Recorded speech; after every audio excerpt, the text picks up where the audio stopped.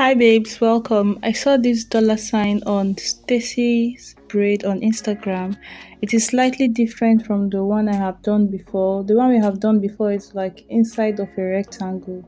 But this one you would have to like curve out the shape of the S. It doesn't fit into a.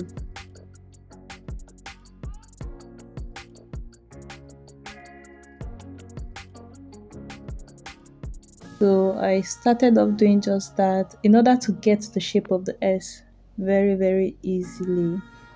You make like two circles on top of each other, or the outer part of two circles on top of each other, or just like number 8. So I am making the shape number 8. If you're making it where it is not so close to the person's face or edges, then you have to carve out the shape on both sides.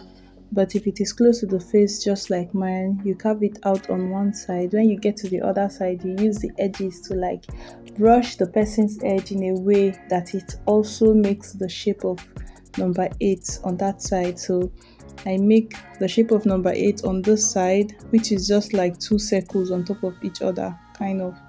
Then when I am done, I would share it in the middle. Remember, we have two stripes running down the dollar sign. If you want to use one stripe, I have seen some people use that, but usually it's two.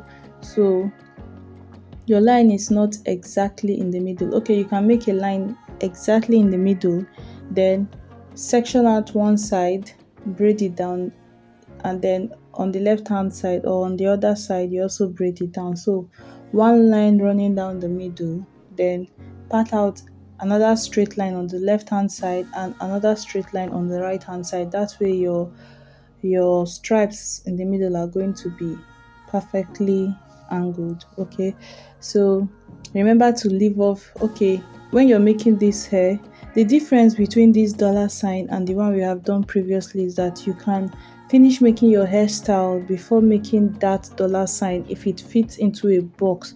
But when you're making this one where you have to carve out the dollar sign shape from like the shape of the S, right? You have to make the design before you braid the rest of the hair, so that you can tuck in all the other hairs. So I have shared, this is the line in the middle, straight line in the middle, and it goes right up above the letter S. Go right up so that your stripe or the bar can cross. Like, it is finer when it crosses above the S. I know I have once braided it without it going up over the S. That's something else that made Stacy's own look nicer. It crosses right from on top of the S into the S and down. Okay, and there's another version of creating this dollar sign. If you want the two bars in the middle to be one dangling braid down or two, then you don't have to add the S into the bars. When we get there, you understand what I mean. So I am making my first um bar across the S, and then the second one.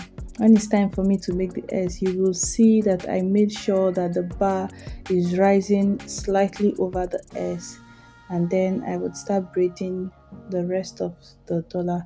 I'm just going to let you watch from here. I've explained where I think it's necessary for you to remember. The other part you can understand from watching. If you do not skip the ads on my video, you are helping me make money and being supportive. So thank you, and I wish you can do that. If you can afford to, please do. Thank you for stopping by. Let me let you finish up. If you have any question, do not hesitate to ask in the comment section. If you check, I respond to every comment.